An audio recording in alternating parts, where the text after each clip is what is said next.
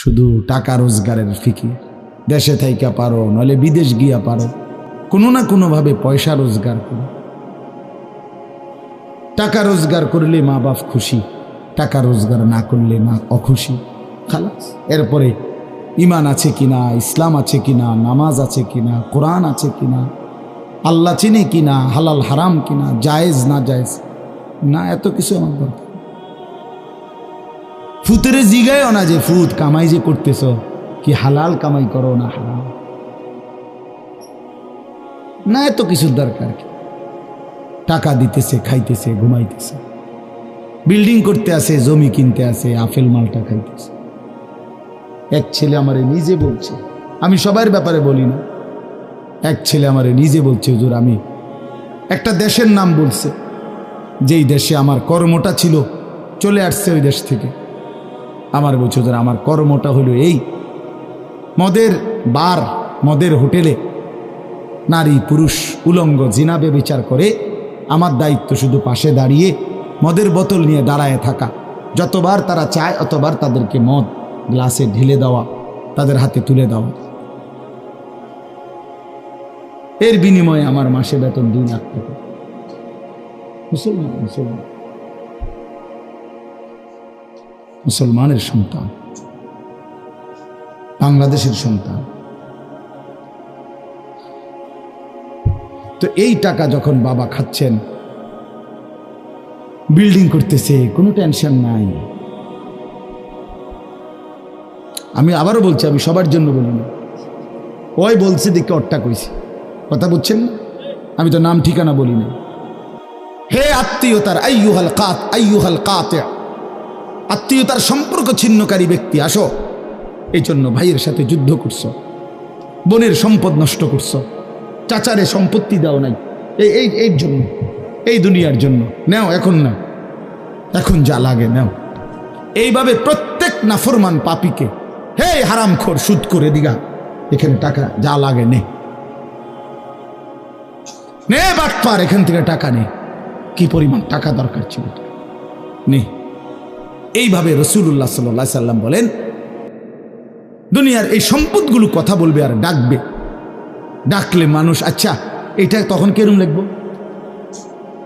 কথা বোঝেন নাই? এডিজন কথা বলবে, ডাকাডাকি করবে, মানুষ কি বলবে? লোকেরা তো সবাই দাঁড়াইছে, মানুষও তো দাঁড়াইছে, তারারই তো ডাকতেছে, তো তারা কি বলবে? ওয়াকালাল ইনসানু মা লাহা, আল্লাহ নিজেই বলতেছে, লোকেরা তখন মানুষগুলো বলবে মা লাহা, এটা কি হলো, আরে এইটা কি কারবার, এগুলো কথা বলে কেমনে, এগুলো কি কয়, এরা আমারে চিনলো কেমনে, আমি যে সিটার, আমি বাটফারে চিন্না লাগলো, ইন্নারিল্লাহ, একেবারে পুরা ধরা, অনবিচার আচার কিছুই শুরু হয়েছে না, এখনই বেজ্জুতি, বাকিটা তো অবস্থা খারাপ। মানে অর্থাৎ মানুষগুলো অবাক হয়ে বলবে মা লাহা, কি হলো জমিনে, কি হলো এগুলোর, এরা এমন করছে কেন, এরা কথা বলছে কেন? আল্লাহ বলেন, ইয়াউমাইদিন তুহাদ্দিসু আখবারাহা, আল্লাহ তাআলা বলেন, বান্দা হে কি দেখছো হবে, এই মাত্র দেখলা স্বর্ণ রূপ্য টাকা পয়সা কথা বলে, এখনে না দেখবা আসল খেলাটা। ইয়াউমাইদিন তুহাদ্দিসু আখবারাহা, আল্লাহ বলেন এখন দেখবা সরাসরি এই হাসরের মাঠে তোমার সামনে, তোমার পায়ের নিচের জমিন, তোমার পুরা জিন্দেগির কথা, তোমার যত তথ্য, ভালো কিংবা মন্দ, নেক কিংবা গুনাহ, তোমার সমস্ত কিছু রাতের কিংবা দিনের, একাকী কিংবা প্রকাশ্যের, গোপন কিংবা আড়ালের, আল্লাহর কসম জমিন সবটা এখন তোমার সামনে বলে দিবি। ইয়াউমাইদিন তুহাদ্দিসু আখবারাহা, রব্বুল আলামিন বলেন জমিন সবটা কথা বলে দিবে, ভালোটাও মন্দটাও, আলোটাও অন্ধকারটাও, একাকীও অন্ধকারেও, প্রকাশ্যেও সবার মাঝেও সব বলে দিবে।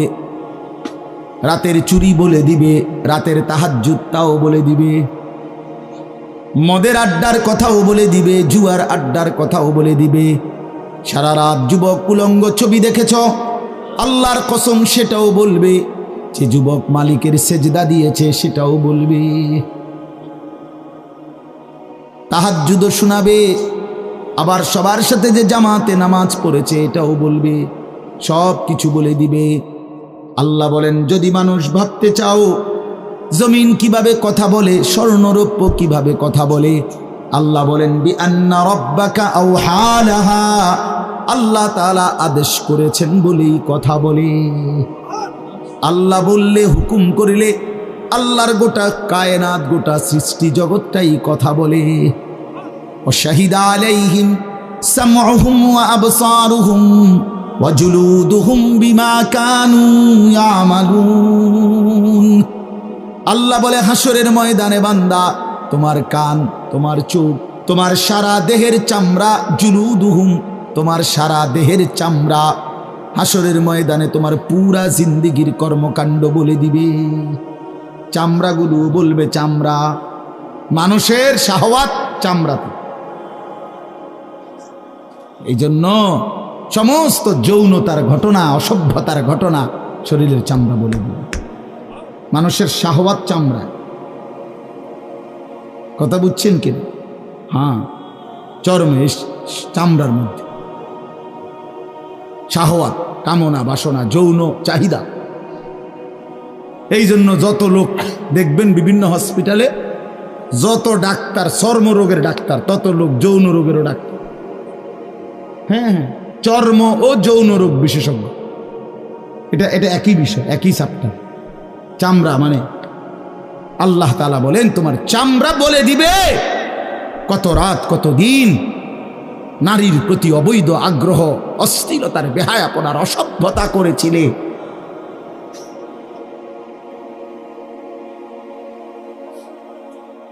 হায় হায়। এজন্য নওজোয়ান ছেলে, তোমরা সবাই ভাই কষ্ট করে বসো। যে যে পাশে দাঁড়িয়ে আছো, আল্লাহর ওয়াস্তে বসো। কষ্ট হলেও বসো ভাই, বসে শুনলে বরকত হবে। মোবাইলটা হাতের যাদের, এটা বন্ধ করে দাও। হাতে ধরা যেই মোবাইলগুলো, এগুলো বন্ধ করে দাও ভাই, এগুলো নামায়ে ফেলো। আমাদের চেহারার দিকে তাকাইয়া আল্লাহর কথা মনোযোগ দিয়ে শুনলে লাভ হবে। আসলে বাস্তবতা হলো, প্রতিটা আয়োজন কষ্টের আয়োজন। এক একটা মাহফিলের মধ্যে অনেক মেহনত করতে হয়। 2 টাকা, 10 টাকা, 20 টাকা, 50 টাকা একত্র করেই এরপর একটা মাহফিল। এক মুঠে কেউ টাকা দেয় না, অনেক জনের কাছ থেকে বারবার গিয়ে কষ্ট করে নিয়ে সবাই মিলে মিশে একটা মাহফিল। প্যান্ডেল, মাইক, পোস্টার, হ্যান্ডবিল, বক্তা, দাওয়াত দেওয়া, ঠিকমতো আসা, মেহমানদারি, আপ্যায়ন, সব মিলাইয়া অনেক কিছু, অনেক কাজ থাকে, অনেক পেরেশান। আমার মাদ্রাসায় আগামী 14ই ডিসেম্বর মাহফিল। তো গত 1 মাস থেকেই এই পরিকল্পনা, এটা হবে কোথায়, ওইটা হবে কোথায়, বক্তা বসবে কোথায়, শ্রোতা বসবে কোথায়, প্যান্ডেল হইলে কোন দিক দিয়া, এই কত কিছু যে লিখছি আমরা। তো এতে বোঝা যায় যে অনেক কিছু। এই সবটুকু কষ্ট করে যদি শুধু কেবল আসলাম আর গেলাম, কিছুই শুনলাম না, বুঝলাম না, কিছু গ্রহণ করলাম না, তো কী লাভ হলো ভাই? এই কষ্টের এই ইন্তেজামের মধ্যে ফায়দা কি? এই জুয়েল ওর কথা বারবার আমার কাছে বলছে। মাঝখানে আমি গত বছরে খুব সম্ভব ডেট দিতে পারি না, তো আবদার ছিল, আমি এবছর বলছিলাম যে ডেট মিলাই দেব, তো দেওয়া হয়েছে। আসলে সবাইরই ব্যস্ততা, সবাই কষ্ট করেই ইন্তজাম করতে হয়েছে।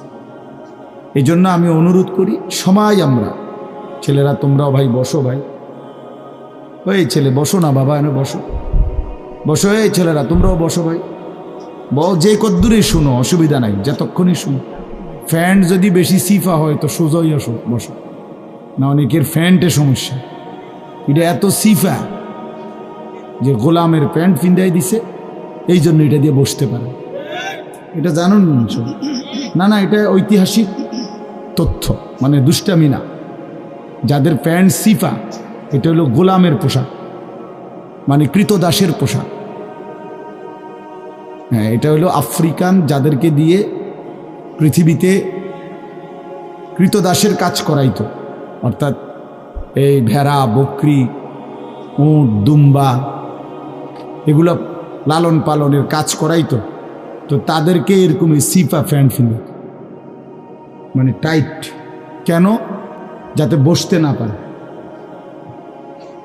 হ্যাঁ সত্যি, এটা ঐতিহাসিক কথা, যাতে বসতে না পারে, কাজে যাতে ফাঁকি দিতে না পারে, এই জন্য এদেরকে এই চিপা প্যান্ট এটা পরায় গেছে। নাহলে এটা কোনোভাবেই সুস্থ স্বাভাবিক কোনো মানুষের পোশাক না। সামান্যতম সুস্থতা আছে যার ভিতরে, সে এত টাইট এটা পরে কীভাবে? বেচারা হাঁটে কেমনে, বসে কেমনে, পেশাব পায়খানার জরুরত আছে মানুষের, তাইলে এটা পড়া মানে দাঁড়াইয়া প্রস্রাব করা ছাড়া তো অন্য কোনো সিস্টেম নয়, নাহলে এটা সে কীভাবে বুঝবে? তাইলে এত কষ্ট করে মানুষের পোশাক আল্লাহ তাআলা নাজিল করেছে। ইয়া বনি আদমা কাদ আনজালনা আলাইকুম লিবাসান, কোরআন শরীফে আছে। আল্লাহ বলেন, হে বনি আদম, আমি আল্লাহই তোমাদের উপরে পোশাক নাজিল করেছি। পোশাক আল্লাহর দেওয়া। এই যে মানুষ পোশাক পরার এই অনুভূতি, এটা আল্লাহর দেওয়া। আদম আলাইহিস সালামকে আল্লাহ তাআলা সৃষ্টি করে পোশাক ছাড়া পেশ করে নাই ফেরেশতাদের সামনে। কি মনে হয় আপনার? খোলামেলা, বুঝছেন না কথাটা? তো ওনার গায়ে কি ছিল? পোশাক ছিল। তো আল্লাহ তাআলা যখন থেকে আদমকে সৃষ্টি করলেন, তখন থেকে আদমের গায়ে পোশাকও দিল, সেই থেকেই পোশাক। ইউয়ারি সাওআতিকুম ওয়ারিশা, এটা স্পষ্ট। আল্লাহ বলছে দুইটা উদ্দেশ্যে পোশাক দিলাম। এক, এটা তোমাদের লজ্জা ঢেকে দিবে, আর ওয়ারিশা, এটা তোমাদের সৌন্দর্যের উপকরণ হবে।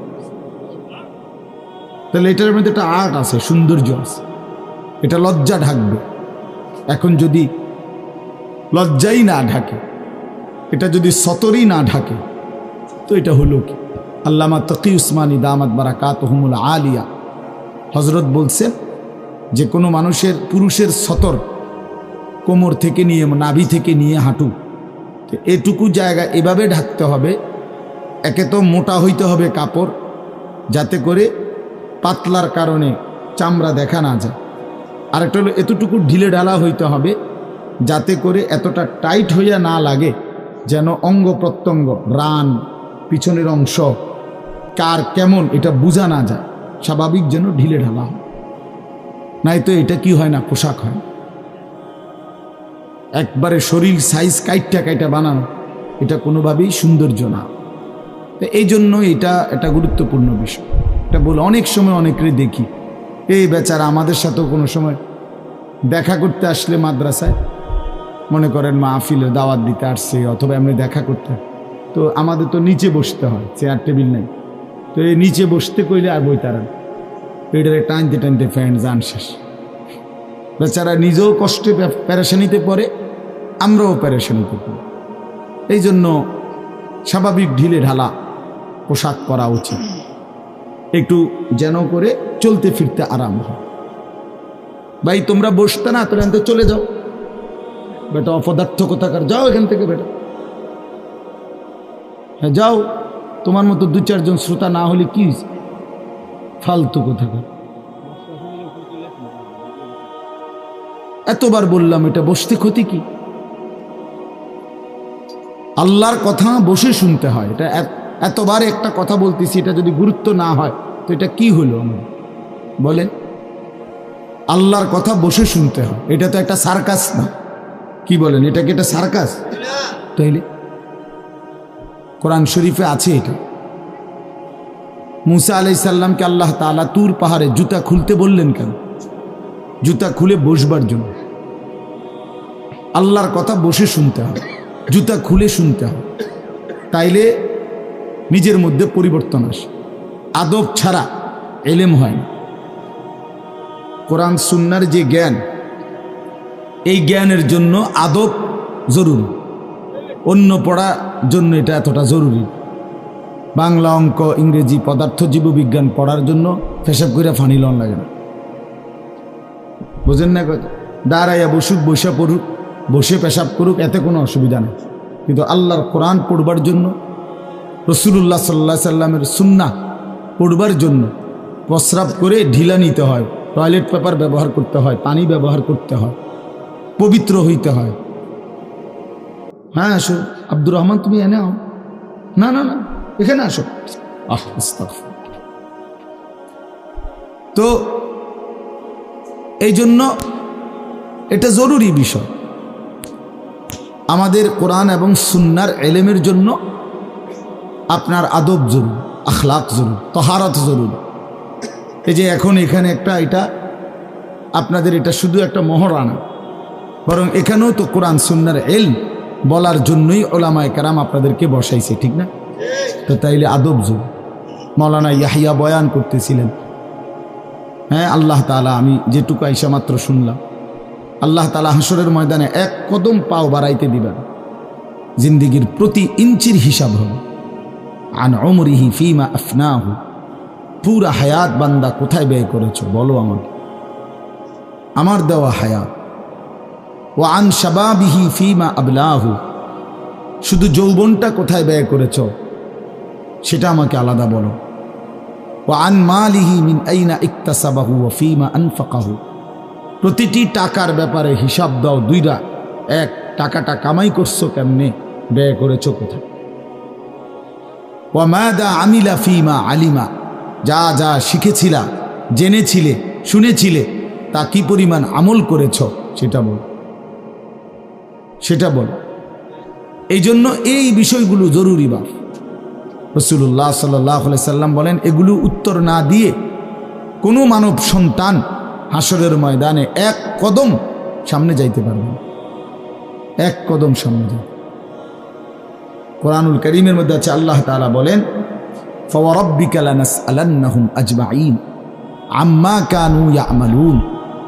আল্লাহ তাআলা বলেন, আমার কসম, মানে আল্লাহর কসম, আল্লাহ নিজের কসম করে বললেন, আমি অবশ্যই তোমাদেরকে জিজ্ঞেস করব, অবশ্যই অবশ্যই সকলকে, আজমাইন, সকলকেই আমি আল্লাহ জিজ্ঞেস করব, আম্মা কানু ইয়ামালুন, দুনিয়ার হায়াতে যা তোমরা করেছিলে। এই জন্য আল্লাহ তাআলার আড়াল হওয়ার কোনো সুযোগ নেই, হিসাবের বাইরে আমরা কেউ না। আল্লাহ তাআলা বলেন, সুম্মা লাতুসআলুন্না ইয়াওমা ইদিন আনিন নাঈম। আল্লাহ তাআলা বলেন, ওই বাবা, আরে কি প্লাস্টিকে না, কথা বলো কেন? আল্লাহ তাআলা বলেন, আমার দেয়া প্রতিটি নিয়ামত সম্পর্কে অবশ্যই আমি তোমাদেরকে জিজ্ঞেস করব, প্রতিটা নিয়ামত। হাদিসের মধ্যে আছে, আল্লাহ তাআলা জিজ্ঞেস করবেন, নবী সাল্লাল্লাহু আলাইহি সাল্লাম বলেছেন, আল্লাহ জিজ্ঞেস করবেন, আলাম নসিহ জিসমাক, বান্দা আমি মোট এতদিন তোমার শরীর সুস্থ রাখি নাই, সেইটুকু শুকর কি আদায় করেছো বলো। অনুরভিকা মিনাল মা, আমি কি তোমাকে প্রতিবার তৃষ্ণার্ত অবস্থায় পানি পান করিয়ে তোমার তৃষ্ণা নিবারণ করি নাই? যতবার পানি পান করছো, তো এরপরে আমার কি শুকর আদায় করছো বলো বান্দা। আহা বদনসিব মুসলমান তো আলহামদুলিল্লাহ বলতো জানো, পানি পান করে সেরা যে একবার আলহামদুলিল্লাহ বলবে, এটুকু তো জানো, এটুকু তো জানো। তাইলে এই জন্য বললাম, আমরা কিন্তু প্রত্যেকেই আমাদের হায়াত, ইয়াহিয়ার ওই কথার থেকে আমি বললাম, আমাদেরকে উত্তর দিতে হবে। ওয়াকিফুহুম ইন্নাহুম মাসউলুন। আল্লাহ তাআলা বলেন, হাসরের ময়দানে ফেরেশতাদেরকে বলবেন, আমার বান্দাদেরকে দাঁড় করাও, তাদেরকে এখন জিজ্ঞেস করা হবে একজন একজন করে। ওয়াকুল্লুহুম আতিহি ইয়াউমাল কিয়ামাতি ফারদান। আল্লাহ বলেন, সকলকে আমি আল্লাহর সামনে আসতে হবে একজন একজন। ফারদান অর্থ ওয়াহিদান, একজন একজন আমার সামনে এসে দাঁড়াবে, আমার সামনে তুমি একাকী উত্তর দিবে, কোনো দুভাষী থাকবে না, একাকী উত্তর দিবে। এজন্য বাপ আমার, এটা জরুরি বিষয়, আমাদের জন্য জরুরি বিষয়। আমরা যেন আমাদের জিন্দেগির কদর করি। ছেলেরা তোমাদেরকেও বলি, ভাই হায়াত এই শুধু শুধু কাটাইয়ার মধ্যে কোনো ফায়দা নেই। বুট খাইতে খাইতে নষ্ট করে দিলা জীবন, সামান্য মোবাইলের জন্য জীবন। একটা মোবাইলের আর কতই দাম, 12, 14, 18 হাজার টাকা। তো এই সামান্য টাকার একটা মোবাইল, এর জন্য এত সুন্দর হায়াত শেষ করে দেওয়া,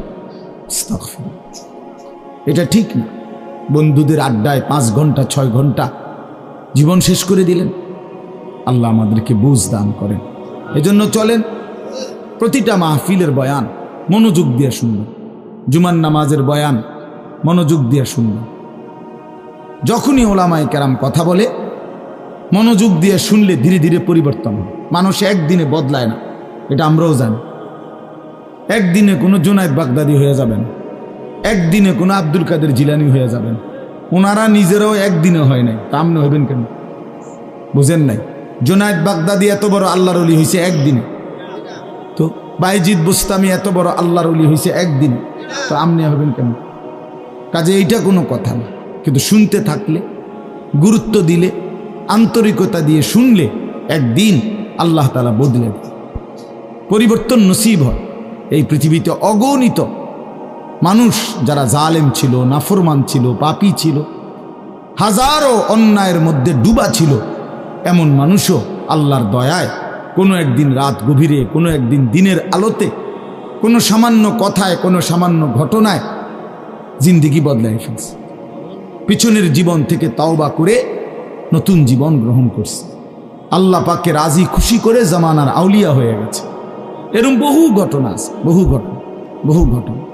এই জন্য আমরা ইনশাআল্লাহ মনোযোগ দিয়ে আল্লাহর কথা, আমার বয়ান না শুধু, সমস্ত আলেমদের বয়ান মনোযোগ দিয়ে শুনবেন। বলেন ইনশাআল্লাহ। কোরআন সুন্নাহর কথা মনোযোগ দিয়েই শুনবেন, দেখবেন বরকত হবে। যদি আমার এই কথা একজনে বুঝেন, আমি মনে করি এতটুকুই আমার লাভ। দুইজন বুঝলে দুইজনই লাভ। আল্লাহ আমাদেরকে তৌফিক দান করুন। চলেন, কোরআনুল কারীমের এই সূরাটি 99 নম্বর সূরা। 114টি সূরা কোরআন শরীফে, তন্মধ্যে এটা হলো 99 নাম্বার। 30 নম্বর পারা। পুরা কোরআনুল কারীমের মধ্যে মোট 30 পারা। এই মোট 30 পারার মধ্যে এটা হলো 30 নম্বর পারার সূরা, 99 সূরা নম্বর। সূরাটির নাম হচ্ছে জিলজাল, সূরায়ে জিলজাল। জিলজাল শব্দের অর্থ বা জালজালা, জিলজাল একই শব্দ, দুই রকম ব্যবহার। অর্থ হলো ভূমিকম্প। জিলজাল শব্দের অর্থ কি বলেন? ভূমিকম্প। ভূমিকম্প, এই যে জমিন কাঁপে, ভূমিকম্প হয়, এই সূরার অর্থ হলো এইটা। এই ভূমিকম্প বলতে, জিলজাল বলতে আল্লাহ তাআলা কিয়ামতের ভূমিকম্প বুঝাইছে। পৃথিবীতে এমনিতে প্রতিনিয়ত মাঝে মধ্যে বিভিন্ন এলাকা ভেদে, অঞ্চল ভেদে ভূমিকম্প হয়। হ্যাঁ, আধা মিনিট, 30 সেকেন্ড, 40 সেকেন্ড, 50 সেকেন্ড, কিংবা তার চাইতে সামান্য কম বেশি এরকম সময় ভূমিকম্প হয়। এতেই বহু ক্ষয়ক্ষতি হয়। যখনই যেখানে কোথাও ভূমিকম্প হয়, তো সেখানে অনেক ক্ষয়ক্ষতি হয়, ঘর বাড়ি বিভিন্ন কিছুর অনেক ক্ষতিগ্রস্ত হয়। কিন্তু আল্লাহ তাআলা বলেন একটি চূড়ান্ত ভূমিকম্প আছে, যেই ভূমিকম্পটা যখন হবে তখন একসাথে আল্লাহর সৃষ্টি পুরাটা জমিন একসাথে ভূমিকম্প, এবং সেটা কতক্ষণ থাকবে সেটা আল্লাহই জানে, সেটা আল্লাহই জানে। এরকম ভূমিকম্প হবে। আর সেই ভূমিকম্পটা হলো কিয়ামতের ভূমিকম্প। অর্থাৎ এই পৃথিবী ধ্বংস করার জন্য আল্লাহ তাআলা তার গোটা সৃষ্টি জগৎকে মৌত দিবেন। মৃত্যু দুই রকমের, একটা হলো ব্যক্তিগত পৃথক একক মৃত্যু, আর একটা হলো গোটা আলমের মৃত্যু। সবার যখন পৃথক মৃত্যু হয় তো এটারে বলে মৌত। আর গোটা পৃথিবীর যখন আল্লাহর সৃষ্টি সবটার যখন একসাথে মৃত্যু হবে সেটারে কয় কিয়ামত। সেটাই কিয়ামত, ওইটাও একটা মৃত্যু। আসমানের মৌত হবে, জমিনের মৌত হবে, সূর্য চন্দ্র গ্রহ নক্ষত্রের মৃত্যু হবে, অর্থাৎ সব কিছু শেষ হবে। তো এই যে কিয়ামত, এটা আমাদের ঈমানের অংশ, এটা হবেই হবে, এটা হবেই হবে। আখিরাত, কিয়ামত, এই পৃথিবী একদিন ধ্বংস হবে, শেষ হবে, এটা কোরআনুল কারীমের অসংখ্য আয়াতে আল্লাহ তাআলা বলছেন, বারবার বলছেন, বারবার, যে বান্দা যত সুন্দরী তোমার কাছে লাগে দুনিয়া, যত আকর্ষণীয় মনে হয় না কেন দুনিয়া, একে তো তুমিও থাকবে না, একে তো দুনিয়া নিজেই থাকবে। দুটোটা মনে রাখবে, না তুমি থাকবে স্থায়ী, না দুনিয়া থাকবে স্থায়ী, কোনোটাই না। তুমিও মৃত্যুবরণ করবা, একদিন দুনিয়ারও মৃত্যু হয়ে যাবে, দুনিয়ারও মৃত্যু হয়ে যাবে। প্রতিটা মানুষকে মরতে হবে, এটা আমরা সবাই জানি। কুল্লু নাফসিন যায়িকাতুল মাউত, সমস্ত আত্মা, সমস্ত প্রাণ, আল্লাহ তাআলা বলেন মৃত্যুর স্বাদ গ্রহণ করুন, মৃত্যুর স্বাদ গ্রহণ। কুল ইন্নাল মাউতাল্লাযী তাফিররুনা মিনহু ফাইন্নাহু মুলাকীকুম, আল্লাহ তাআলা বলেন হে নবী আপনি বলে দেন, ও দুনিয়াবাসী, মৃত্যু থেকে তোমরা যেখানেই পলায়ন করো না কেন, মৃত্যু তোমাদের সাথে সেখানে গিয়েই নিজেই মোলাকাত করুন, সাক্ষাৎ করুন। তুমি ডাকতে হবে না, মৃত্যু নিজেই আসো, মৃত্যু নিজেই আসো। আইনামা তাকুনু ইউদরিকুমুল মাউতু ওয়ালাউ কুনতুম ফি বুরুজিন মুশাইয়াদা, আল্লাহ বলে তুমি যদি এমন একটা বিল্ডিং বানাও, ঘর বানাও, যে ঘরটা অনেক উঁচা, যে ঘরটার উপর দিয়া কেউ ভিতরে ঢুকতে পারবে না, যে ঘরটার মধ্যে একটা ছিদ্র নাই, একদম আটকানো, তো এরকম একটা ছিদ্রবিহীন সুউচ্চ ঘরও যদি তুমি বানিয়ে তার ভেতরেও তুমি আশ্রয় নাও, তো ইউদরিকুমুল মাউতু, মৃত্যু তোমার সেখানেই পৌঁছবে, তোমার সেখানেই পৌঁছবে। প্রিয় ভাই আমার, বন্ধু আমার, নওজোয়ান সাথীরা আমার, মৃত্যু এক অনিবার্য বাস্তবতা, চিরন্তন বাস্তবতা, এটা গ্রহণ করতেই হবে। হাসলেও মরতে হবে, কাঁদলেও মরতে হবে, সুখেও মরতে হবে, দুঃখেও মরতে হবে। রাজপ্রাসাদ আর অট্টালিকার মানুষটাও মরে যাবে, জীর্ণ কুটিরে যে লোক থাকে, হ্যাঁ, সেই লোকটাকেও মরতে হবে। জীবনে কোনোদিন দুঃখ দেখে নাই যে, সেও মরে যাবে। জীবনে কোনোদিন সুখ দেখে নাই যে, সেও মরে যাবে, সব মরে যাবে। এটাই সত্য, এটাই বাস্তবতা। অতএব মৃত্যু এক অনিবার্য বাস্তবতা, এটা গ্রহণ করতেই হবে। এটা যদি আমরা মনে রাখি, তো আমাদের জীবন অনেক সুন্দর হইত, অনেক সুন্দর হইত। রাসূলুল্লাহ সাল্লাল্লাহু আলাইহি ওয়াসাল্লাম বলছেন, আকসিরু যিকরা হাদিমিল লাযযাত ইয়ানি আল মাউত। আল্লাহর নবী বলেন, আমার উম্মত তোমরা বেশি বেশি ওই জিনিসটা স্মরণ করো, যে জিনিস তোমাদের সমস্ত স্বাদ, আনন্দ, আহ্লাদ চিরতরে মিটায় দিবে, তোমারে চিরস্তব্ধ করে দিবে। জলজ্জান্ত মানুষটা আমাদের সামনে হাঁটতো, চলতো, উঠতো, বসতো, ঘুরতো, ফিরতো, হ্যাঁ, সেই মানুষটা মনে করেন আমার চোখের সামনে নাই, তার লাশ আমার সামনে, আহা সেই লোকটা স্তব্ধ। পৃথিবীর কত মানুষ কত আওয়াজ করতেছে, কত শোরগোল করতেছে, কিন্তু এই লোকটা হাতও নাড়ে না, পাও নাড়ে না, চোখও মেলে না, আর কিছুই করে না। এ কি আশ্চর্য বিষয়! চোখের সামনের এই মানুষটা নাই, কি হলো তার? কে তারে থামাই দিল? কে তারে স্তব্ধ করে দিল? এ তো আমার মতো ঘুরতো, ফিরতো, হাঁটতো। আহ, আমার আব্বারে আমি কত দেখছি, একদিন আমার আব্বা চলে গেল। আমার দাদারে আমি কত দেখছি, আমার দাদা একদিন চলে গেল। আমার জ্যাঠারে আমি দেখে আসছি, দোয়া করে আসছি, ফু দিয়ে আসছি। এক সপ্তাহ পরে জ্যাঠা ইন্তেকাল করলেন, আবার এক সপ্তাহ পরে আমি গিয়া জ্যাঠার জানাজা পড়াইছি। এই তো বাস্তবতা। যুবক ভাই, তুমিও মনে রাখো, বয়স্ক বাবা আপনিও মনে রাখেন। হাসান বসরি রহমতুল্লাহ আলাই একজন বড় বুজুর্গ ছিলেন। উনি বলতেন, তিনি যখন কোনো যুবককে দেখতেন আর বয়স্ক দেখতেন, তো তিনি যুবকদেরকে বলতেন, ইয়া মা'শারাশ শাবাব ইন্না যারআ কাদ তুদরিকুহুল আহাতু ক্বাবলা আন ইয়াবলুগা।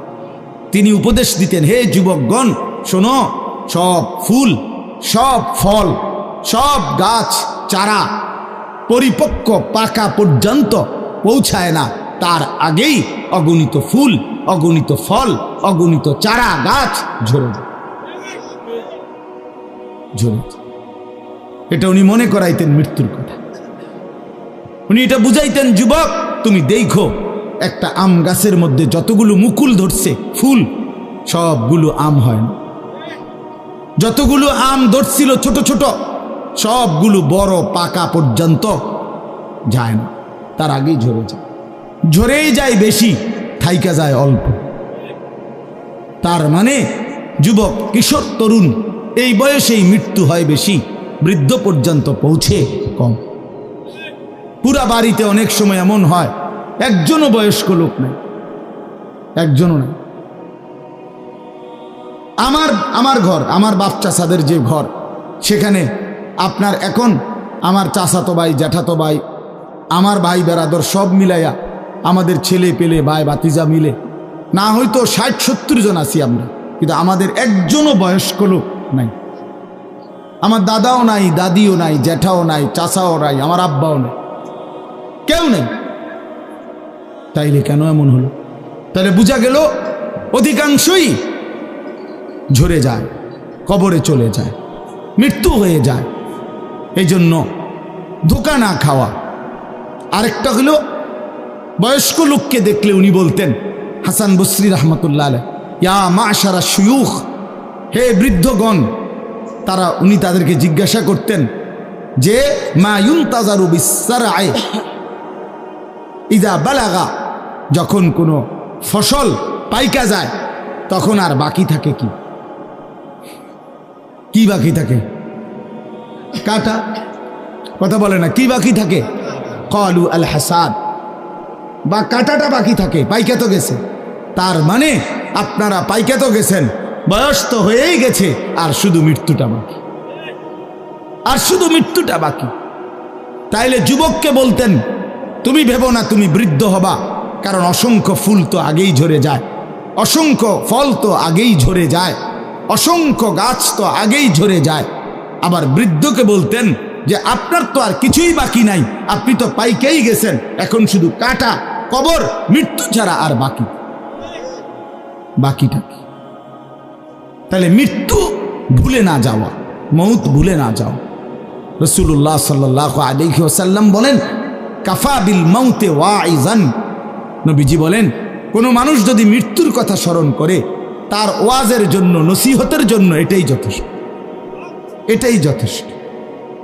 আমরা কিতাবে পড়ছি হযরত ওমর রাদিয়াল্লাহু তাআলা আনহু, এত বড় সাহাবী, উনি বলতেন কুল্লা ইয়াউমিন ইউকালু মাতা ফুলান মাতা ফুলান ওয়ালা বুদ্দা মিন ইয়াউমিন ইউকালু মাতা ওমর। তিনি বলতেন, হায় শোনো, প্রতিদিন ঘোষণা হয় আজ অমুকের মৃত্যু হলো, অমুকের মৃত্যু হলো, অমুকের মৃত্যু হলো, অচিরেই একদিন ঘোষণা হবে আজ ওমরের মৃত্যু হলো, আজ ওমরের মৃত্যু হলো। উনি বলেন এই ঘোষণা শুনবে খুব দ্রুত একদিন। এই জন্য বাপ, এই আমাদের ব্যক্তিগতভাবে প্রতিনিয়ত মৃত্যু হচ্ছে, ঠিক এভাবে আমরা তো মরছি, একদিন এই গোটা আলমের মৃত্যু হবে, এই গোটা সৃষ্টিটাই আল্লাহ তাআলা গুটায় ফেলবে। আচ্ছা, কি আশ্চর্য কথা, এটা কি অবাক করা। এক মিনিট যদি কেউ বিবেক দিয়া ভাবে, যারে বলে কি হুজুর, বলেন কি, এত বড় আসমান ভেঙে যাবে, এই সূর্য খসে পড়বে, চাঁদ খসে পড়বে।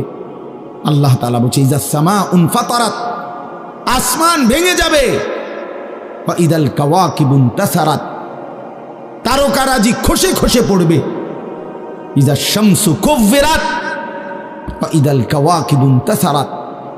আল্লাহ তাআলা বলছেন সূর্যটা গুটায় ফেলা হবে, পাহাড়গুলো বালির মতো, তুলার মতো উঠতে থাকবে। ইদা রাজ্জাতিল আরদু রাজ্জা, এই জমিনের মাটিগুলো রেজা রেজা, পাউডার পাউডার হয়ে যাবে। ইদাল বিহারু ফুজ্জিরাত, সমুদ্র, খাল, বিল, নদীর পানিগুলো সব টকবগে উতরাইয়া গরম হইয়া বাষ্পের মতো উড়ে যাবে। না কোথাও পানি থাকবে, না কোথাও গাছ থাকবে, না আসমান থাকবে, না জমিন থাকবে, কিছু না। আচ্ছা, এটা কেমন কথা, এটা কেমন আশ্চর্য বিষয়। এই গোটা আলমের মৃত্যু হবে। আল্লাহ তাআলা কোরআনুল কারীমে বিশ্বাস করেন, অসংখ্যবার এই কথা এটা বলছে, এটা হবেই হবে। ইদা ওয়াকাতিল ওয়াকিআ, আল্লাহ বলেন এই ঘটনাটা ঘটবে। লাইসা লি ওয়াকাতিহা কাযিবা, এই ঘটনা মিথ্যা মনে করার মতো কেহ নাই। যেদিন ঘটে যাবে তখন আর কারো কোনো মিথ্যাবাদী আর থাকবে না, অর্থাৎ কেউ আর অস্বীকার করার সুযোগ হবে না। চোখের সামনে দিন, চোখের সামনে দিন। কোরআন শরীফে একটা সূরা আছে, সূরা হজ। ওই যে আমরা হজ করি না, এই হজ সূরাটার নাম। এই সূরার শুরুতে আল্লাহ তাআলা এই পৃথিবী ধ্বংসের, কিয়ামতের একটা সাংঘাতিক বর্ণনা দিয়েছেন। ওইখানে আছে, আল্লাহ বলেন ইয়া আইয়ুহান নাসুত্তাকু রাব্বাকুম, হে মানুষ তোমরা আল্লাহকে ভয় করো। আর শুনো, ইন্না জালজালাতাস সাআতি শাইউন আযীম, নিশ্চয়ই কিয়ামতের ভূমিকম্প, জালজালা, এই যে বললাম জিলজাল এবং জালজালা অর্থ ভূমিকম্প।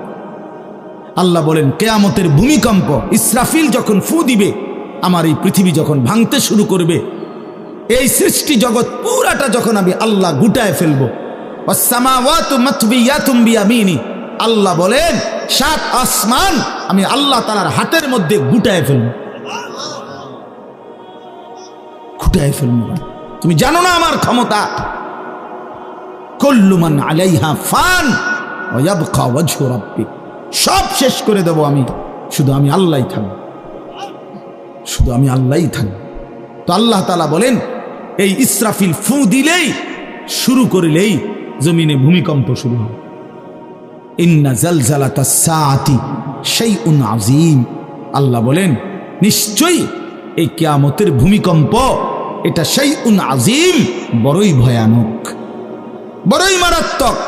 কারণ দুনিয়ার ভূমিকম্প 1 নাম্বার হলো বর্তমানের ভূমিকম্প কখনো 30 সেকেন্ড, কখনো 40 সেকেন্ড, কখনো 47 সেকেন্ড, 50 সেকেন্ড, এই সেকেন্ড মিনিট, 47 মিনিট নিয়ে ভূমিকম্প হয়।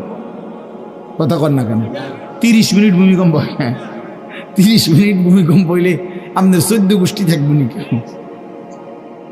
30 সেকেন্ড, 40 সেকেন্ড হয় ভূমিকম্প। এইটুকুতে একে তো সময় সামান্য, দ্বিতীয়ত হলো একসাথে গোটা পৃথিবীতে হয় না, এদিকে হলে ওইদিকে হয় না, এরকম। কিন্তু আল্লাহ তাআলা বলেন ইসরাফিল ফু দিলে যে ভূমিকম্পটা হবে, সেই ভূমিকম্পটা গোটা পৃথিবী একসাথে নাড়ায় দিন, একসাথে মিলিয়ে।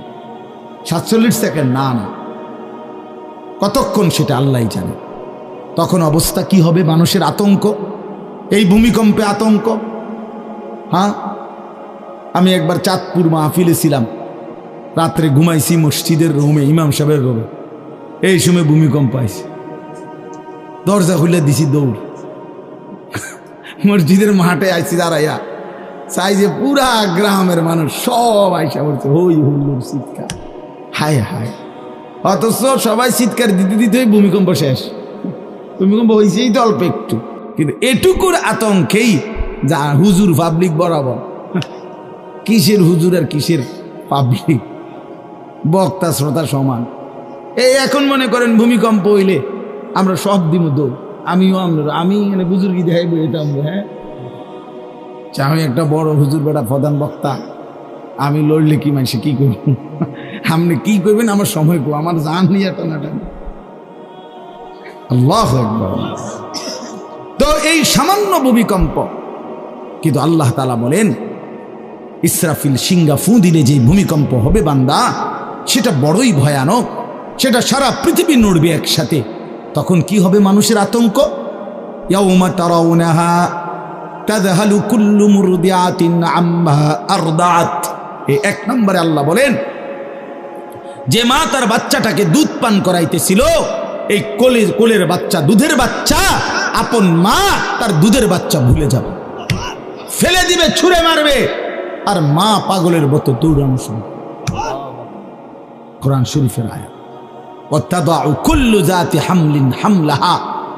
এবং আল্লাহ তাআলা বলেন যে মায়ের পেটের বাচ্চা 10 মাস পূর্ণ হয়ে গেছে, আগামী 2 ঘন্টা 5 ঘন্টা পরে বাচ্চাটা এমনিতেই প্রসব হইতো, আল্লাহ তাআলা বলেন ইসরাফিলের ফু দিলে জমিন যখন কাঁপতে শুরু করবে, তো এই গর্ভধারিণী মা, গর্ভবতী নারী পাগলের মতো এভাবে ছুটবে, দৌড়বে, নিজের গর্ভের বাচ্চা নিজেই পড়ে যাবে।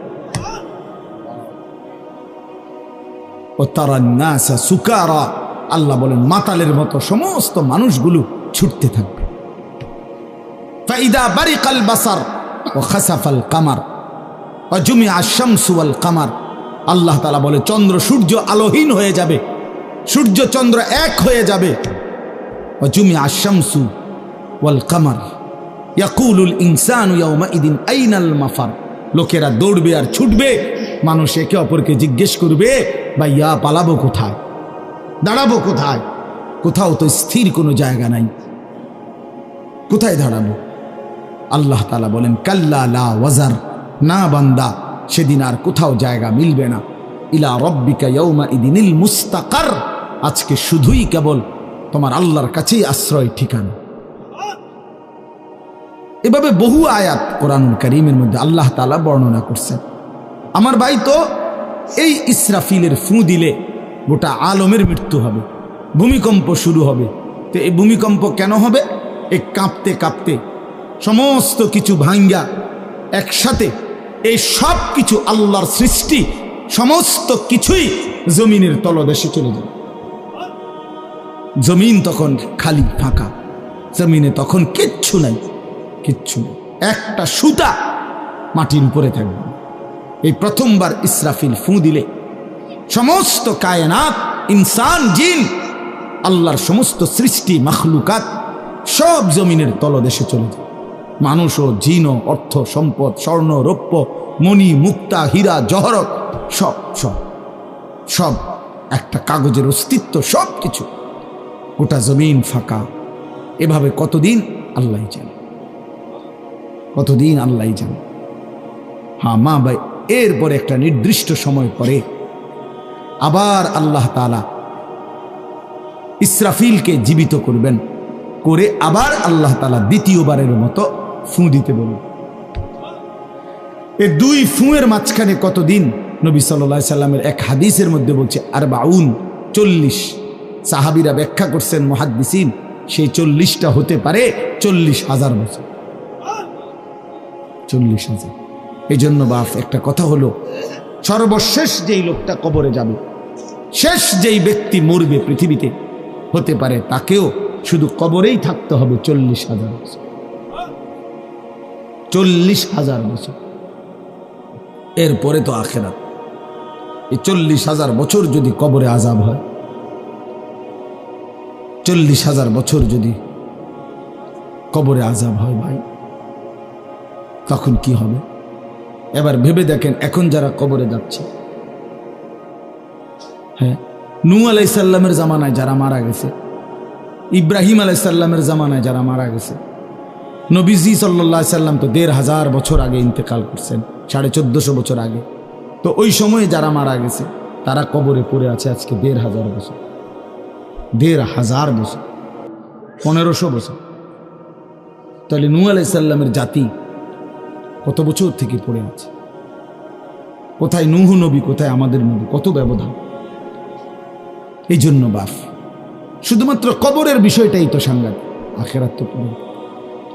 শেষ ব্যক্তিটাও যদি কবরে থাকতে হয় 40,000 বছর, তো এখনকার মানুষগুলো আছে কত কাল? এই যার কবরে আযাব হচ্ছে, আহা বাপ, সে কি পরিমাণ কষ্ট পাচ্ছে ভাই ভাই। দেখে কবরবাসীদের রুহের মাগফিরাত। আরে ভাইয়া, একবার চোখ বন্ধ করে 1 সেকেন্ড ভাবেন, আজ আমরা যাদের রুহের মাগফিরাত কামনা করলাম, এই 20 বছরের ব্যবধানে, 30 বছরের ব্যবধানে, 10 বছরের ব্যবধানে, 50 বছরের ব্যবধানে আবার এর পরের লোকেরা আমাদের রুহের মাগফিরাত কামনা করে। এটা কি পরিমাণ বাস্তবতা, কি পরিমাণ বাস্তবতা! এটাকে অস্বীকার করার, না বুঝার কিছুই নাই, মৃত্যুকে না বুঝার কিছুই নেই।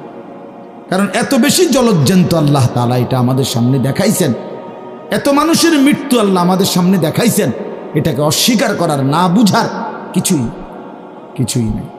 তো চলেন, এরপরে আল্লাহ তাআলা ইসরাফিলকে আবার জীবিত করবেন।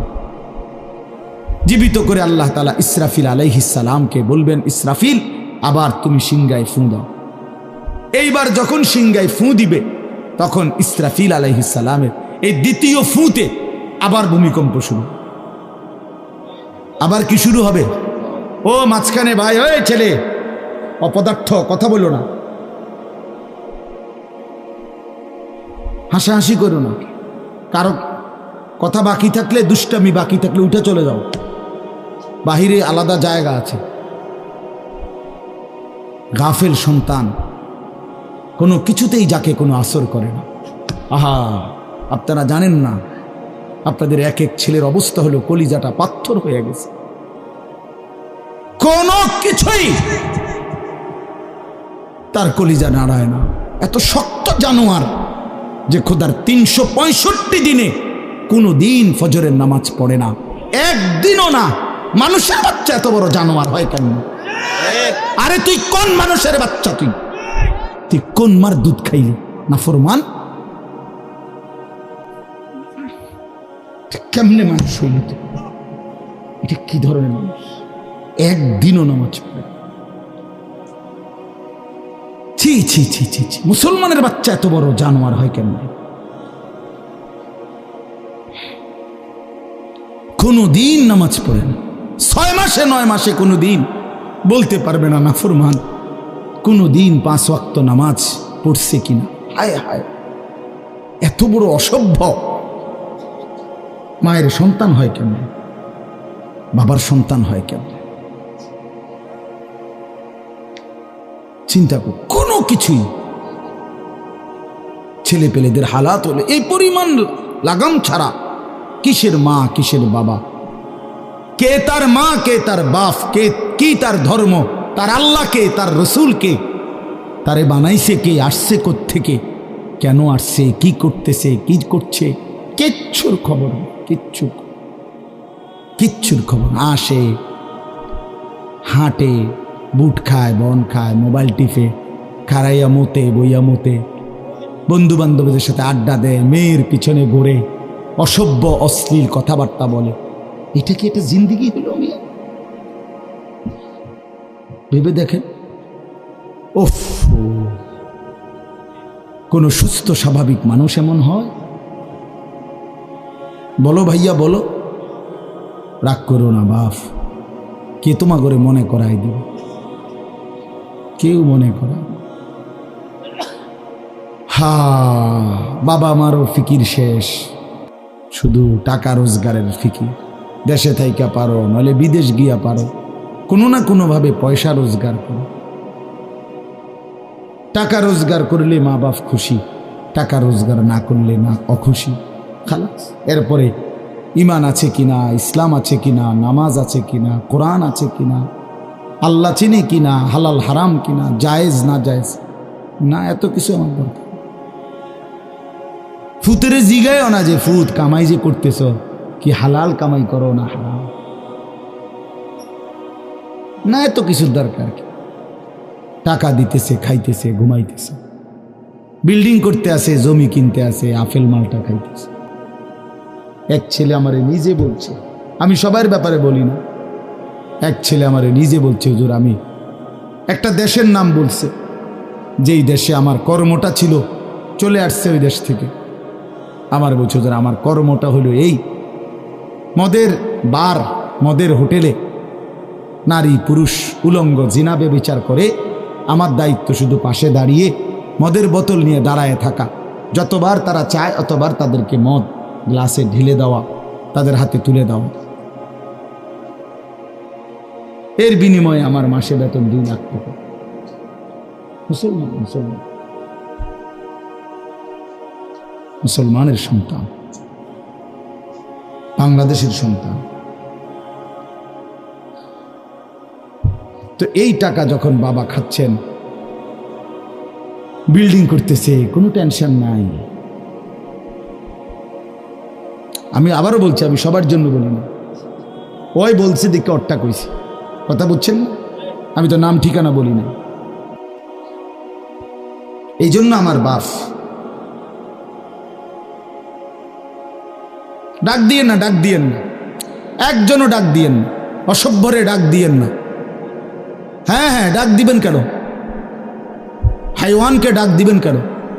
শুনেন, আপনারাই শুনেন, এত এত মানুষ শুনতে হবে না, কোনো অসুবিধা নেই, কোনো অসুবিধা নাই। আমি তো এটাই বুঝাইতে চাইতেছি, প্রত্যেকটা মানুষ আজকে মুসলমান, আমরা ঘর দেখায়, ফার্নিচার দেখায়, বিল্ডিং দেখায়, শুধু দোয়া করেন, ঘরটা করছি, শুধু দোয়া করেন। কিতা দোয়া করতে হবে না, কিতা দোয়া করতে, বিল্ডিং এর দোয়া কিতা, আবার ইট বালুর লেগে দোয়া করে লাভ কি বেড়া? হুজুর মোটরসাইকেল কিনছি, শুধু দোয়া করে দেন, কিতা দোয়া করতে, কি মোটরসাইকেলের দোয়া কিতা? আবার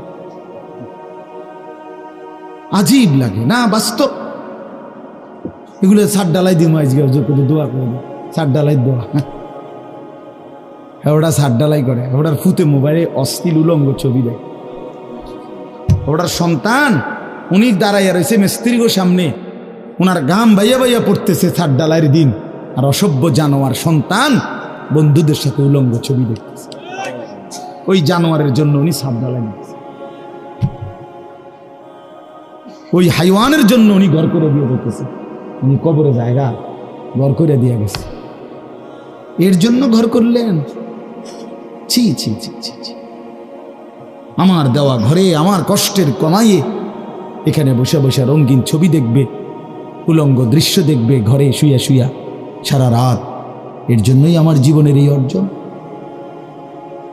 এই ছিল আমার উপার্জনের উদ্দেশ্য। আহ, কতবার বললে বুঝবেন? কেমনে বললে বুঝবেন? কারে বললে বুঝবেন? আল্লাহ মাফ করে দেন। চলেন বাপ, তো বলতেছিলাম আল্লাহ তাআলা ইসরাফিল আলাইহিস সালামকে বলবেন আবার ফু দাও। তো তিনি দ্বিতীয়বারের মতো ফু দিলে জমিন আবার ভূমিকম্প শুরু হবে। এই ভূমিকম্পে জমিন কাঁপতে কাঁপতে এইবার জমিনের তলদেশে ওই প্রথমবার ফু দেওয়াতে ভূমিকম্প কাঁপতে কাঁপতে সব উপরে যা ছিল সব নিচে চলে গেছে। মনে আসেনি? এটা কইছি। তাহলে উপরটা কি? ফাঁকা। এইবার নিচে যা ছিল সব উপরে চলে আসবে। এই আসলেই এটা হাসরের মাঠ। সমস্ত নিচের জিনিস যা কিছু, একেবারে মানুষ, গরু, ছাগল, হাঁস, মুরগা, জিন, ইনসান, গদ, দুয়ার, বাজার, ব্যবসা, দোকান, টাকা, হীরা, জহরত, মণি, মুক্তা, টাকা পয়সা, অর্থবিত্ত, সব সোজা কথা জমিনের তলদেশের সব কিছু জমিনের উপরে উঠে আসবে। এই উঠে আসলেই এইটা হাসরের মাঠ। এইটা, এই হাসরের মাঠ কোনটা জানেন? এই যেখানে বসে আছেন এখন, এটাই হাসরের মাঠ। এই জমিনের উপরেই হাসরের মাঠ। বাকি শুধু আল্লাহ কোরআন বলছে ইদাল আরদু মুদ্দাত, আমি আল্লাহ জমিনটাকে টেনে আরো লম্বা করে দেব, আরো বড় করে দেবো, আর কি প্রশস্ত করে দেবো। কারণ ওই যে পিসের মানুষ খারাপ লাগবে না? মানুষ তো দাঁড়াই বসেই আদম আলাইহিস সালাম থেকে নিয়া, তো মানুষ বেশি না? মানুষ, গরু, ছাগল, হাঁস, মুরগা, জিন, ভূত সব খারাপ না? সব দাঁড়াবে তো। এই জন্য আল্লাহ তাআলা বলেন জমিন আমি প্রশস্ত টেনে দিব, লম্বা করে দিব, এতটুকু। বাকি এটাই হাসরের মাঠ, এটাই হাসরের মাঠ। এই কথাটাই এখানে আল্লাহ তাআলা উল্লেখ করছেন। ইদা জুলজিলাতিল আরদু জিলজালাহা, যখন দ্বিতীয়বারের মতো ইসরাফিলের ফু দিলে জমিনের ভূমিকম্প শুরু হবে। ওয়া আখরাজাতিল আরদু আসকালাহা, আল্লাহ তাআলা বলেন তখন জমিন তার তলদেশে যা ছিল সমস্ত জমিনের তলদেশে, এগুলো এতদিন জমিনের বোঝা ছিল, বোঝা মানে মাটির নিচে, এগুলো সে মনে যেন ফোজা কান্দে লইছে। এবার ওয়া আখরাজাতিল আরদু আসকালাহা, জমিন তার বোঝা মানে জমিনের তলদেশে যা ছিল সে এবার তা জমিনের উপরে উঠায় না, উপরে উঠায়। এরপরে আশ্চর্য কথা শুনেন, এরপরের কথাটার জন্য রাসূলুল্লাহ সাল্লাল্লাহু আলাইহি সাল্লাম হাদিসে বলছেন, এই ভাই শুনেন, ছেলেরা তোমরাও শোনো। নবী সাল্লাল্লাহু আলাইহি সাল্লাম বলেন এই জমিনের তলদেশ থেকে যখন সবকিছু উপরে উঠে আসবে তখন অর্থ সম্পদ, হীরা জহরত, মণি মুক্তা, স্বর্ণ রৌপ্য এগুলো স্তূপ আকারে উঠে আসবে জমিনের উপরে, মানে হাসরের মাঠে। তো নবীজি একেবারে স্পষ্ট হাদিস, নবীজি সাল্লাল্লাহু আলাইহি সাল্লাম বলেন তখন এই স্বর্ণ রৌপ্য, টাকা পয়সা, হীরা জহরত এগুলো, এই অর্থ সম্পদগুলো আল্লাহর কুদরতে কথা বলবে। স্বর্ণের টুকরা কথা বলবে, কথা বলবে, রৌপ্যের টুকরা কথা বলবে, এগুলো কথা বলবে। কথা কি বলবে? এগুলো তখন ওই নাফরমান মানুষগুলোকে ডাক দিবে, ডাক দিবে, আইয়ুহাস সারিক, হে চোর, এদিকে এই সম্পদের জন্য চুরি করেছিলে, আজ যা দরকার নেও। আইয়ুহাল কাতি, হে ডাকাত, এদিকে এদিকে আসো, এই সম্পদের জন্য ডাকাতি করছিল, আজ নেও। হে আত্মীয়তার, আইয়ুহাল কাতি, আত্মীয়তার সম্পর্ক ছিন্নকারী ব্যক্তি আসো, এই জন্য ভাইয়ের সাথে যুদ্ধ করছো, বোনের সম্পদ নষ্ট করছো, চাচারে সম্পত্তি দাও নাই, এই জন্য, এই দুনিয়ার জন্য নেও, এখন না, এখন যা লাগে নেও। এইভাবে প্রত্যেক নাফরমান পাপীকে, হে হারামখোর সুদ করে দিগা, এখানে টাকা যা লাগে নে, নে বাটপার, এখান থেকে টাকা নে, কি পরিমাণ টাকা দরকার ছিল নে। এইভাবে রাসূলুল্লাহ সাল্লাল্লাহু আলাইহি সাল্লাম বলেন, দুনিয়ার এই সম্পদগুলো কথা বলবে আর ডাকবে, ডাকলে মানুষ, আচ্ছা এটা তখন কেরম লাগবো? কথা বোঝেন নাই? এডিজন কথা বলবে, ডাকাডাকি করবে, মানুষ কি বলবে?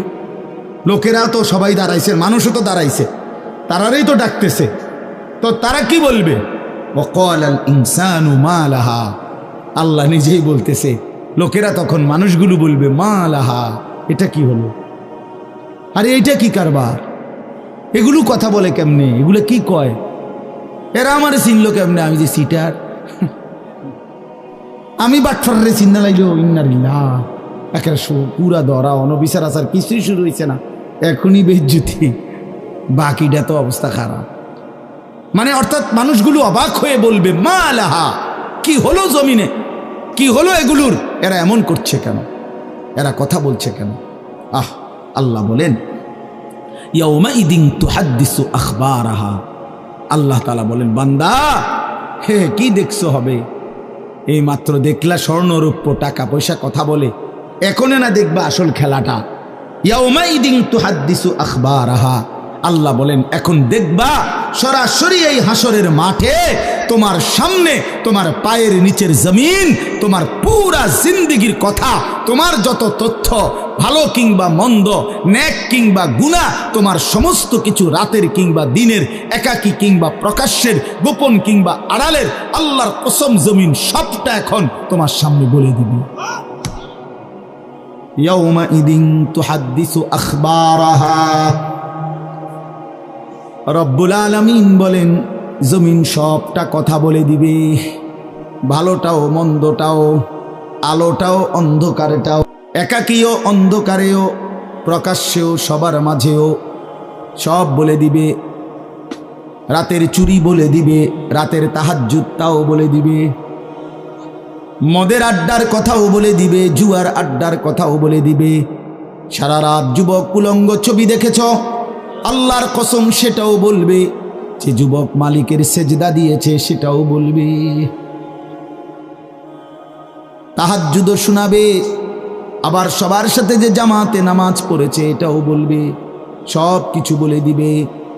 আল্লাহ বলেন যদি মানুষ ভাবতে চাও জমিন কিভাবে কথা বলে, স্বর্ণরৌপ্য কিভাবে কথা বলে, আল্লাহ বলেন বিআন্না রাব্বাকা আওহা লাহা, আল্লাহ তাআলা আদেশ করেছেন বলেই কথা বলে। আল্লাহ বললে, হুকুম করিলে আল্লাহর গোটা কায়নাত, গোটা সৃষ্টি জগৎটাই কথা বলে। ওয়াশাহিদা আলাইহিম সামউহুম ওয়া আবসারুহুম ওয়া জুলুদুহুম বিমা কানু ইয়ামালুন। আল্লাহ বলে হাসরের ময়দানে বান্দা, তোমার কান, তোমার চোখ, তোমার সারা দেহের চামড়া, জুলুদুহুম, তোমার সারা দেহের চামড়া, হাসরের ময়দানে তোমার পুরা জিন্দেগির কর্মকাণ্ড বলে দিবে। চামড়াগুলো বলবে, চামড়া, মানুষের শাহওয়াত চামড়াতে। এই জন্য সমস্ত যৌনতার ঘটনা, অসভ্যতার ঘটনা শরীরের চামড়া বলে দিবে। মানুষের শাহওয়াত চামড়া, কথা বুঝছেন কিনা? হ্যাঁ, চরমে চামড়ার মধ্যে শাহওয়াত, কামনা, বাসনা, যৌন চাহিদা। এই জন্য যত লোক দেখবেন বিভিন্ন হসপিটালে, যত ডাক্তার চর্মরোগের ডাক্তার, তত লোক যৌন রোগেরও ডাক্তার। হ্যাঁ হ্যাঁ, চর্ম ও যৌন রোগ বিশেষজ্ঞ, এটা একই বিষয়, একই চ্যাপ্টার। চামড়া মানে আল্লাহ তাআলা বলেন তোমার চামড়া বলে দিবে কত রাত কত দিন নারীর প্রতি অবৈধ আগ্রহ, অস্থিরতার, বেহায়াপনার, অসভ্যতা করেছিলে।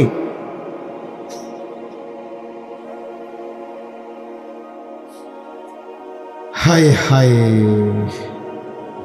বিআন্না রাব্বাকা আওহা লাহা, আল্লাহ বলেন আমি আল্লাহ হুকুম করেছি বলে কথা বলি। এই জন্য আল্লাহ হুকুম করিলে চামড়াও কথা বলে, কানেও কথা বলে। এখন কি কানে কথা বলে? কিন্তু সেদিন বল চোখেও কথা বলবে। এখন চোখ কথা বলে না, মানে সব কিছুর জবান খুলবে, সব কিছু। আপনারা বলেন, আমরা তো মনে করি জিহ্বায় কথা বলে না, জিহ্বায় কথা বলে না, আল্লাহর হুকুম হইলে কথা বলে। নাহলে যেই লোক বোবা তারও তো জিহ্বা আছে না, তো সে কথা বলে না। যে লোক কানে শুনে না, তো তার কি আপনার এইভাবে কান বলতে কিছু নাই, তো সে শুনে না কেন, কথা বলেন না কেন? আল্লাহর হুকুম। যার চোখ, যে চোখে দেখেন, এই যে জুয়েল ভাই, আমি মূলত তার মহব্বতেই মাহফিলটা দিছি। তো এই যে দেখে না, তো তার এভাবে তো চোখ আছে, সে দেখে না কেন? আল্লাহ তাআলার হুকুম নাই বলে দেখে, ঠিক কিনা বলেন না কেন? মজার বিষয় হলো রাসূলুল্লাহ সাল্লাল্লাহু আলাইহি সাল্লাম হাদিসে স্পষ্ট বলেছেন, বিশ্বাস করেন, একেবারে বিশুদ্ধ হাদিস, আল্লাহ তাআলা তার দুইটা চোখ নিয়ে গেছে। নবীজি বলছেন, সে যদি সবর করে আল্লাহর হুকুমের উপরে চলতে পারে, রাসূলুল্লাহ সাল্লাল্লাহু আলাইহি সাল্লাম বলেন, আল্লাহ তাআলা তাকে এই দুইটা চোখ নিয়ে যাওয়ার কারণে, অন্ধ বানানোর কারণে সে যে সবর করলো, আল্লাহ রসুল বলছেন আল্লাহ তাআলা নিশ্চিত তাকে জান্নাত দান করবে। এই জন্য তুমি ভাই সবর করো। মালিকের এই দুনিয়া দেখতে পারলা না, তো অপেক্ষা করো, একদিন জান্নাত দেখবা, জান্নাতের হুর দেখবা, তো আরো মজা হবে যে আমি প্রথমেই জান্নাতি দেখলাম, জান্নাতি দেখলাম। যা মালিক, দুনিয়া দেখলাম না তোমার, তুমি আমারে জান্নাত দেখাই। আল্লাহ তৌফিক দান করুন। ইয়াউমাইদিন ইয়াসদুরুন নাসু আশতাতান লিয়ারাউ আ'মালাহুম, আল্লাহ বলেন তখন দলে দলে ফেরেশতারা মানুষগুলোকে লাইনবদ্ধ, সারিবদ্ধ করে দলে দলে বানাবে। লোকেরা পরস্পর, প্রত্যেকটা মানুষকে ফেরেশতারা আলাদা আলাদা গ্রুপ বানিয়ে দেবে হাসরের ময়দানে। তখন প্রত্যেকে এই গ্রুপে গ্রুপে, দলে দলে লিউরাউ আমালাহুম, নিজেদের আমল নামা, নিজেদের আমল দেখবার জন্য সামনে এগিয়ে যাবে। অর্থাৎ প্রত্যেককে তারা আমল নামা দেখবার জন্য, দেওয়ার জন্য নির্দিষ্ট জায়গায় নিয়ে আসবে। নেওয়ার পরে সেখানে প্রত্যেকের ফাইল, প্রত্যেকের খাতা, আমল নামা তার হাতে তুলে দেওয়া হবে।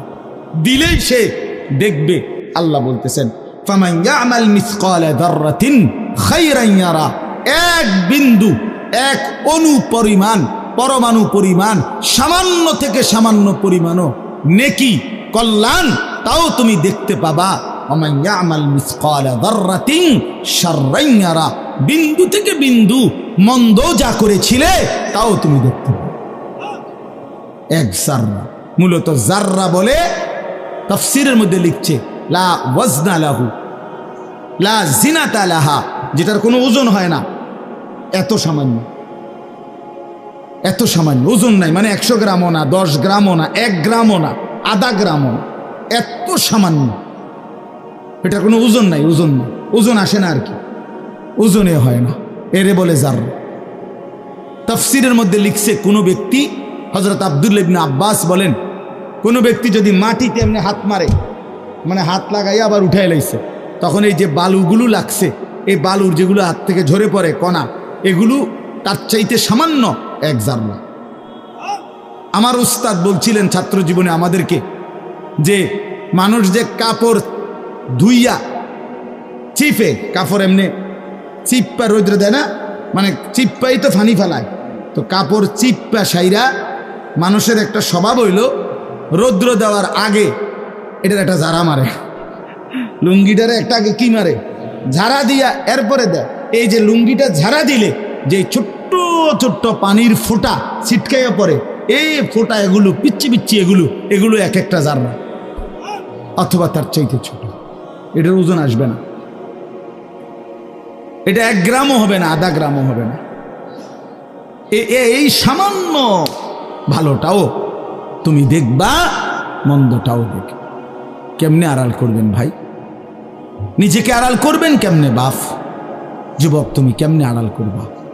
কোরআন শরীফে আছে, আল্লাহ বলেন, ইয়াউমা তুবলাস সারাইর, বান্দা আমি হাসরের ময়দানে তোমার অন্তরের গোপন বিষয়গুলো, যেগুলো কেউ শুনে নাই, তুমিও বলো নাই, শুধু মনে মনে কল্পনা করছিলা ভালো কিংবা অসৎ, সেগুলো হাসরের ময়দানে তোমার সামনে খুলে দেব।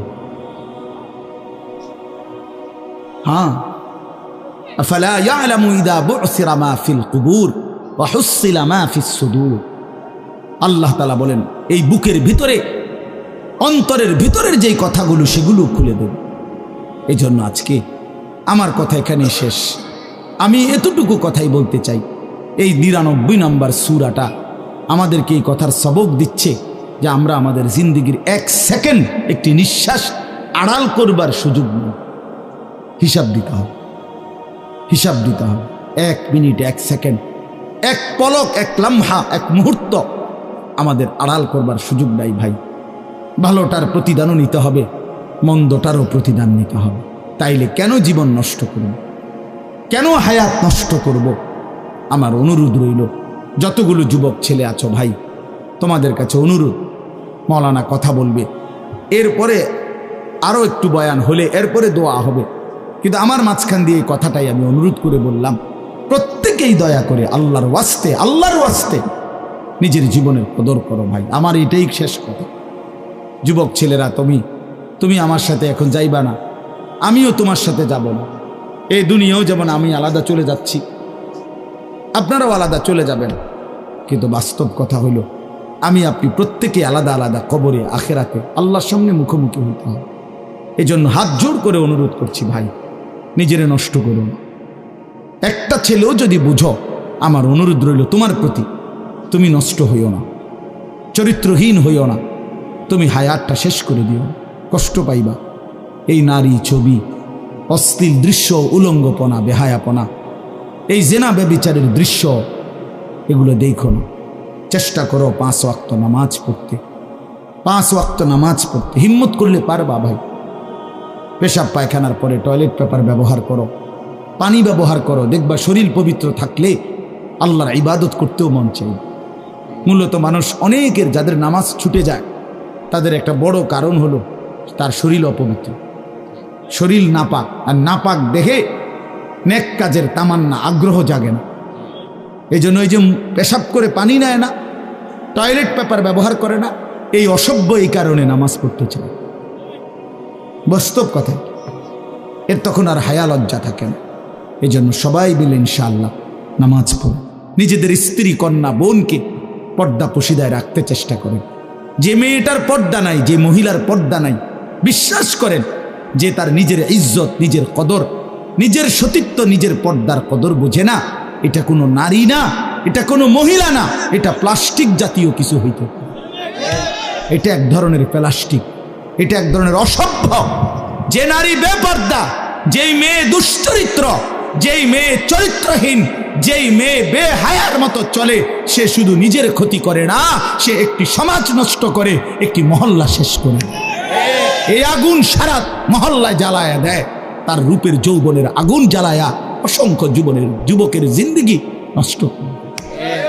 এই জন্য ওই জানোয়ার মনে রাখতে হবে, ওই অসভ্য নারী, যতগুলো ছেলে তাকে দেখে অবৈধ কামনা বাসনা করছিল, এই সমস্ত যুবকের সমপরিমাণ গুনাহ ওই অসভ্য মেয়ে, ওই নর্তকী, ওই ব্যভিচারিণী নারী, তাকে ভোগ করতে হবে।